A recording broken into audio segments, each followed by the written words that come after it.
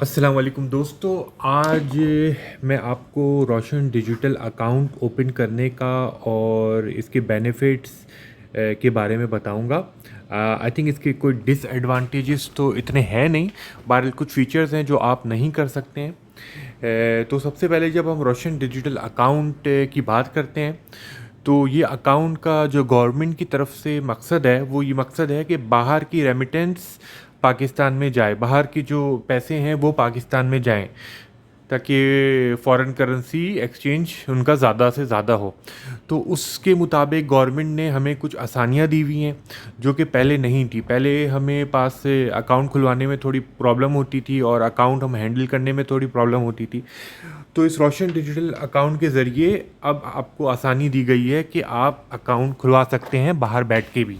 तो मेरी सारे पाकिस्तानियों से यही गुजारिश है कि आप दुनिया में जहाँ भी हैं आप अकाउंट अपना खुलवा लें।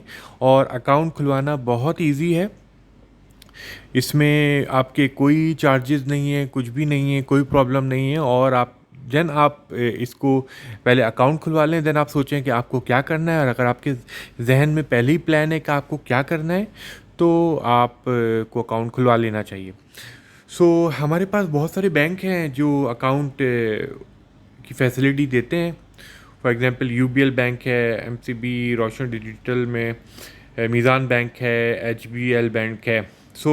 मैं आपको अपना एक्सपीरियंस शेयर करता हूँ कि दो बैंक से मेरे पास अकाउंट दो बैंक्स के हैं। यूबीएल है, यूबीएल में मैंने अकाउंट खुलवाया और बहुत इजी था यूबीएल में अप्लाई करना अकाउंट को। Just apply for Roshan digital account करें आप, और इसमें कोई डिटेल्स पूछता है आपकी।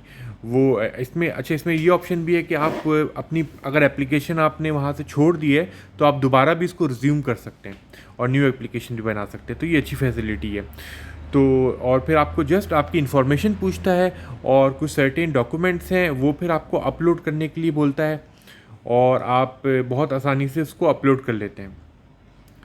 अच्छा, इसमें जो है आप फ़ॉरेन करेंसी में आप कर सकते हैं इन्वेस्टमेंट, लाइक डॉलर में भी आप अकाउंट खुलवा सकते हैं और दिरहम में भी और पाकिस्तानी रुपीज़ में भी। अगर आपको पाकिस्तान में ही इन्वेस्टमेंट करनी है, पाकिस्तान में ही सारी चीज़ें करनी है, तो बेटर है कि पाकिस्तानी रुपीज़ से करें।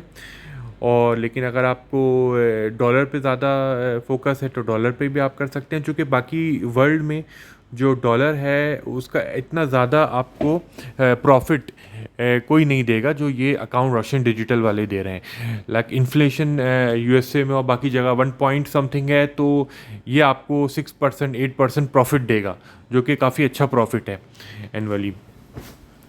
और पाकिस्तानी रुपीज़ में थोड़ा सा प्रॉफिट ज़्यादा है, चूँकि पाकिस्तान में इन्फ्लेशन रेट भी काफ़ी ज़्यादा है।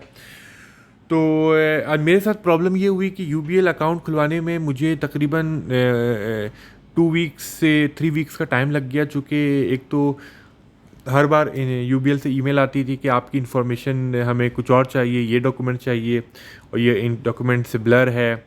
और कोई प्रॉब्लम मेरे साथ ये होती कि पर्टिकुलर ईमेल एड्रेस पे कोई नहीं आती थी। रोशन डिजिटल @यूबीएल से आ रही है, तो वो उसमें कुछ दौर में हर दफ़ा कोई एक नया आदमी ईमेल करता है आपको।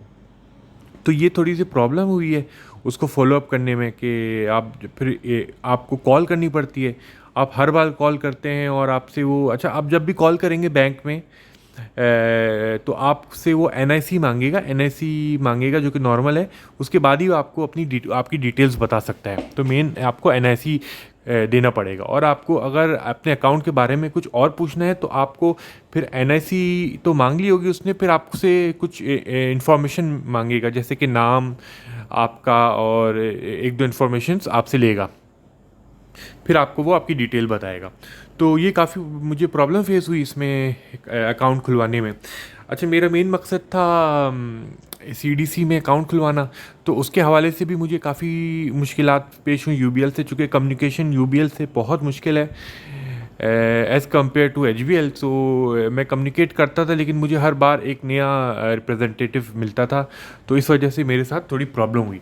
तो मैं आप लोगों को रिकमेंड करूँगा कि आप जो है वो बजाय यूबीएल के मेरी रिकमेंडेशन के मुताबिक आप एचबीएल में अकाउंट खोलें। और एचबीएल में अकाउंट खोलने का सबसे अच्छा जो बेनिफिट मुझे लगा है कि आपको एक पर्टिकुलर ईमेल एड्रेस जो एचबीएल का रिप्रेजेंटेटिव है उससे ईमेल आती है, वो अपने सीनियर्स को भी सीसी में रखता है। तो अगर वो रिप्लाई नहीं दे रहा तो आप उसके सीनियर्स को भी सीसी कर सकते हैं, तो डेफिनेटली वो आदमी रिप्लाई देता है। और मेरी सूरत में बहुत अच्छा रिप्रेजेंटेटिव मिला मुझे। शुरू में मुझे लगा कि रिप्लाई नहीं आ रहा है, मैंने एक दफ़ा उसके सीनियर्स को रिप्लाई किया, सीसी में रखा, और विद इन 1 डे उसने रिप्लाई देना शुरू कर दिया। तो बहुत आसानी से मेरा अकाउंट खुला, विद इन लाइक 24 आवर्स और 48 आवर्स में खुल गया मेरा अकाउंट आराम से। और फिर मैंने सीडीसी का अप्लाई किया। अब सीडीसी से जब मैंने अप्लाई किया तो मेरे साथ ये प्रॉब्लम हुई कि उन्होंने मुझे बोला कि आपका ऑलरेडी एक बैंक ने अप्लाई किया हुआ है, तो आप एचबीएल से अप्लाई नहीं कर सकते। मुझे एचबीएल के रिप्रेजेंटेटिव ने बताया, वो बहुत ज़्यादा एक्टिव था। तो उस सिलसिले में मेरे साथ प्रॉब्लम हुई। बार मैंने सीडीसी से फिर कॉल की, सीडीसी का भी नंबर मैं आपको बाद में शेयर करूँगा। तो उसको कॉल की, उससे बात हुई, और उसने फिर फाइनली जो है वो कैंसिल हो गया मेरा यूपीएल का जो रिक्वेस्ट थी वहाँ से। इस दौरान मैंने ब्रोकर से भी बात की। ब्रोकर भी आपको सिलेक्ट करना पड़ेगा अगर सीडीसी अकाउंट आप खुलवा रहे हैं, तो ब्रोकर से भी आप बात में रहें, उसको ईमेल ऑलरेडी कर दें, अपने मसले बताएं, वो आपको हेल्प करेगा और काफ़ी फास्ट हेल्प करेगा, उसके पास काफ़ी नॉलेज होती है। सो बैक आते हैं हम लोग रोशन डिजिटल अकाउंट की तरफ। तो ये एचबीएल का अकाउंट है, देख रहे हैं आपकी, बहुत इजी है। Apply now, just apply now पे क्लिक करेंगे, आपसे वही आपकी इन्फॉर्मेशन पूछेगा, डॉक्यूमेंट्स अपलोड करेगा और बोलेगा कि डॉक्यूमेंट सक्सेसफुली अपलोड हो गए हैं, हम आपको कांटेक्ट करेंगे विद इन 48 आवर्स और 24 आवर्स, और जस्ट आपको ईमेल आ जाएगी नेक्स्ट डे ही। सो इसमें फ़ायदे ये हैं अकाउंट खुलवाने के, एक तो मोबाइल बैंकिंग ईजी हो जाती है, नेट बैंकिंग जिसको कहते हैं। आप यहाँ से बैठे बैठे पाकिस्तान में जो है वो अपने बिल्स पे कर सकते हैं, अपनी फैमिली के बिल्स पे कर सकते हैं, और काफ़ी काम कर सकते हैं, कहीं भी आपको ट्रांसफ़र करनी हो। अच्छा, पैसे जो है आपको इस बैंक के थ्रू, जो आपका रोशन डिजिटल अकाउंट है, उस बैंक के थ्रू आप किसी और जगह ट्रांसफ़र कर सकते हैं, किसी भी बैंक पे, पाकिस्तान के कहीं पर भी और बाहर भी। लेकिन आप इस बैंक में पाकिस्तान के अंदर से पैसे नहीं डाल सकते, आपको रेमिटेंस ही डलवानी पड़ेगी।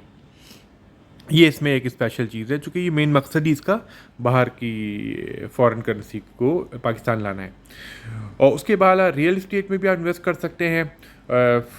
फ्री कोविड टेस्टिंग का ऑप्शन दे रहा है ये, प्लस चेक बुक है, डेबिट कार्ड है, आपको चेक बुक और डेबिट कार्ड की ज़रूरत है नहीं। और नया पाकिस्तान सर्टिफिकेट, आजकल सारे लोग नया पाकिस्तान सर्टिफिकेट की तरफ जा रहे हैं, क्योंकि वो अच्छा खासा आपको रिटर्न दे रहा है। लेकिन याद रखें, जब भी गवर्नमेंट चेंज होती है, पॉलिसीज़ चेंज होती हैं, लेकिन आपकी जो कमिटमेंट होगी बैंक के साथ, अगर 5 ईयर्स की है, 3 ईयर्स की, तो वो डेफिनेटली बैंक फुलफ़िल करेगा उसको। सो ये सारे डॉक्यूमेंट से इसमें सारी चीज़ें आपको, जब वेबसाइट पे जाएंगे तो सारी इन्फॉर्मेशन होती है आपके पास। तो क्या डॉक्यूमेंट्स रिक्वायर्ड हैं, क्या नहीं है, वो बहुत सिंपल डॉक्यूमेंट है, वो हर एक के पास होते हैं। एनआईसी, आपकी एनआईसी है, वीज़ा है, वीज़े की कॉपी है, प्लस आपका पासपोर्ट की कॉपी है, प्लस सैलरी सर्टिफिकेट है, और जस्ट आपकी लाइफ एक फ़ोटो है। ठीक है, तो बहुत इजी है ये। आप जब करेंगे प्रोसीजर तो आपको समझ आ जाएगा, विद इन 1 डे आपका सारे रिक्वायरमेंट्स ख़त्म हो जाएंगी। सो मैं आप लोग से ये कहूँगा कि आप जो है वो डेफिनेटली ये डाउनलोड करें, एप्लीकेशन दें इसको, और अपना अकाउंट जल्द से जल्द खुलवाएं। फिर आपको जो भी करना है, नया पाकिस्तान सर्टिफिकेट के लिए अप्लाई करना है, आपको सीडीसी के लिए अप्लाई करना है, ट्रेडिंग करनी है, स्टॉक मार्केट में आपको इन्वेस्टमेंट करनी है, तो वो आप यहाँ से कर सकते हैं।